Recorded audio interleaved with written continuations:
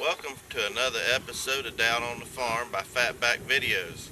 Today we're going to be constructing some raised beds for our strawberries. We've already got one started and planted. There's many benefits to raised beds if you're into square foot gardening, companion planting, the permaculture.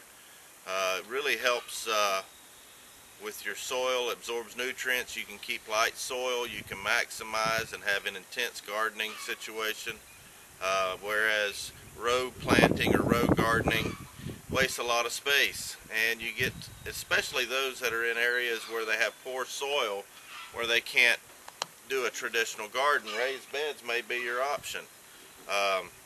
You can make them out of about anything. Here we're using pressure treated lumber. I prefer to use non-pressure treated or creosote lumber because it leaches into the soil. We don't have a lumber mill where we can get some good green oak around here, so we have to compromise a little bit in life. So we're making these out of low intensity pressure treated lumber. We're going to be putting 4 in here for our strawberries, and we wanted to show you how we build them. They're very simple, very inexpensive. You're probably looking at about $30, $32 worth of materials, plus about 30 minutes of your time. We're going to give you a detailed, step-by-step instructions and show you how, and actually show you how we're going to build them. So sit back and enjoy, and hope you learned something. Here's some pretty creative examples of some raised beds, and it goes to show you you can make them out of about anything in any shape or size.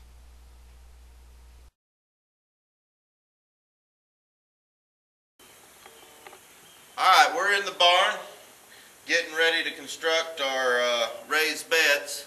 Our raised beds are 4 foot by 8 foot.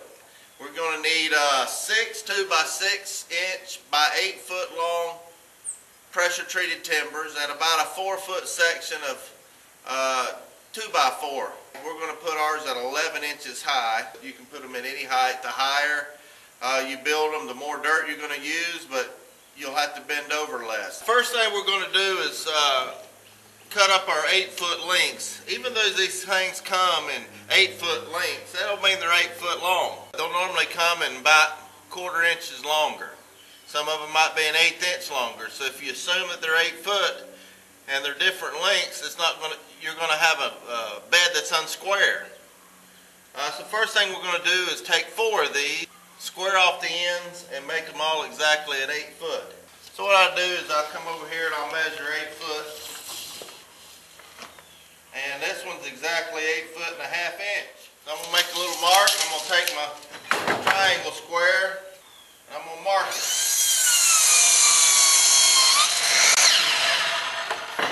Alright, we're going to do this times 4. Remember,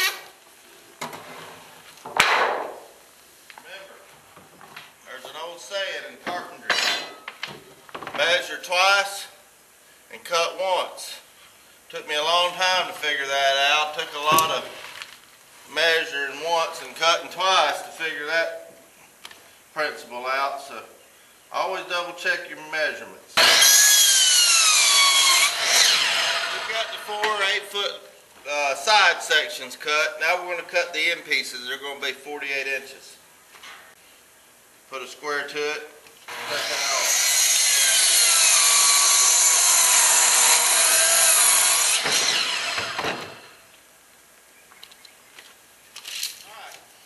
It's important to make sure this is square when you screw it in. Make sure it's flush on all 3 sides. And make sure the guy holding it doesn't have the shakes.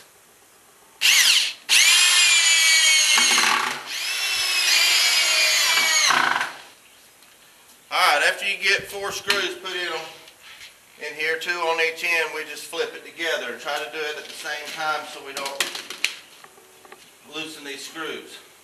Now one thing I do is I just square one end, and then I can go square the other end.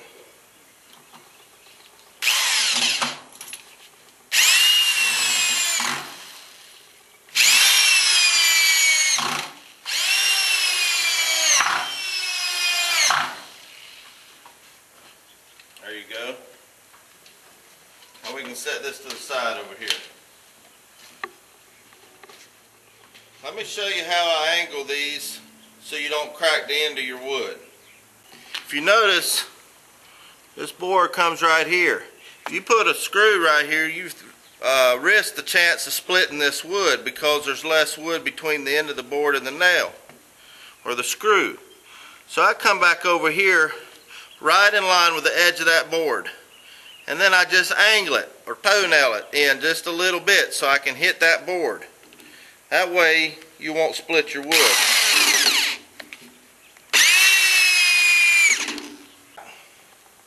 We've done our second half of this. Got everything in. The next thing is squaring. That looks pretty square. That looks pretty square. Well, when we use screws, that should hold the square pretty good even though we're moving it. The joke of the day is, anybody know how many chiropractors it takes to screw in a screw? The answer might be a little revealing on what I think about chiropractors, but the answer is 1, but it'll take 16 visits. Alright, we've got a benefit of having a line on our concrete that we can kind of square this up to help us with the other one. Try not to make it out of square. There you go. That should be square. Now we're going to take this other one and we'll use that as our jig or square. Set it right on top.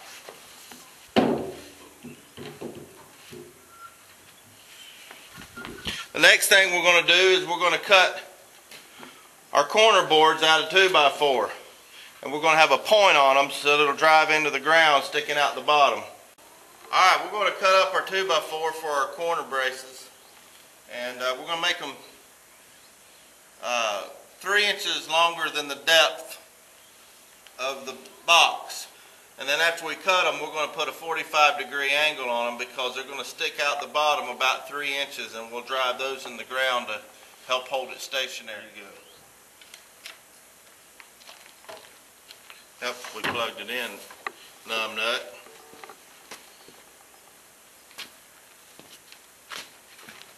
Look at that.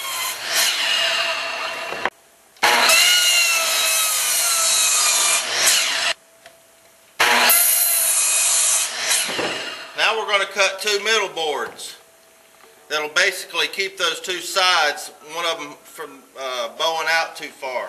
We're looking at 11.5 inches, so anything shot at 11.5 is good, especially if you're using recycled lumber. So that ½ inch may come in handy someday. Those are the sides so we don't sharpen them. Alright, we take it and spin it 45 degrees.